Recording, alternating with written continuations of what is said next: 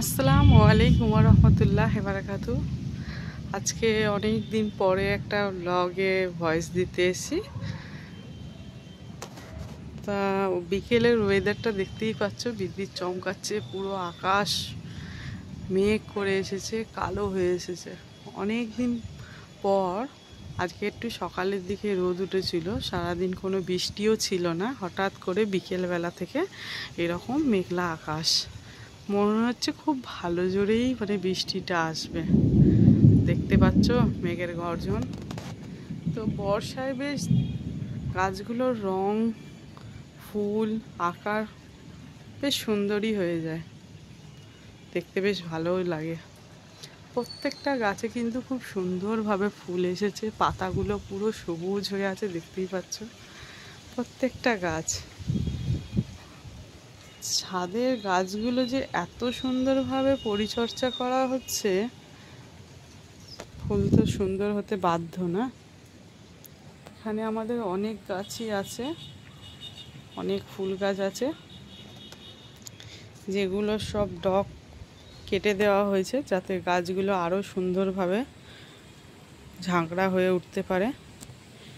ফুলগুলো দেখেছো কত সুন্দর ফুটেছে।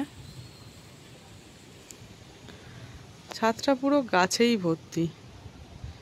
প্রথমের দিকে আমরা অনেক ফুল গাছই এখানে সব বসিয়েছিলাম, তারপরে আস্তে আস্তে আস্তে আস্তে দেখেছি অনেক ফুল গাছ ভর্তি হয়ে গেছে। সেই জন্য এবারে আমরা কিছু ফলের গাছও আনতে শুরু করেছি, যেমন লেবু গাছ, পেয়ারা গাছ, সবেদা গাছ, আমড়া গাছ, কামরাঙা গাছ, আম গাছ, কাঁঠাল গাছ, জামরুল গাছ, এরকম অনেক ফলের গাছও আমরা বসিয়েছি। এই যে এটা হচ্ছে আঙ্গুর গাছ। তা সব গাছেই মোটামুটি ফল এসেছে। ওটা বেদানা গাছ। বেদানা গাছের আমাদের ঠিক ফ্যামিলি মেম্বার যে কজন, সেই কজনেরই ফল এসেছে। 8জন ফ্যামিলি মেম্বার, 8টাই ফল এসেছে। যাই হোক, কামরাঙা গাছে পুষ্ট হয়ে গেছে, কামরাঙাগুলো দেখতেই পাচ্ছ।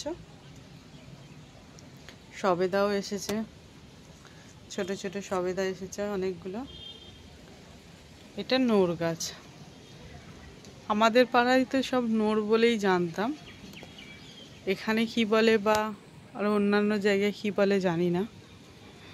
লেবু গাছ, এটা হচ্ছে পাতি লেবু, যেটা আমরা ভাতের সাথে খাই।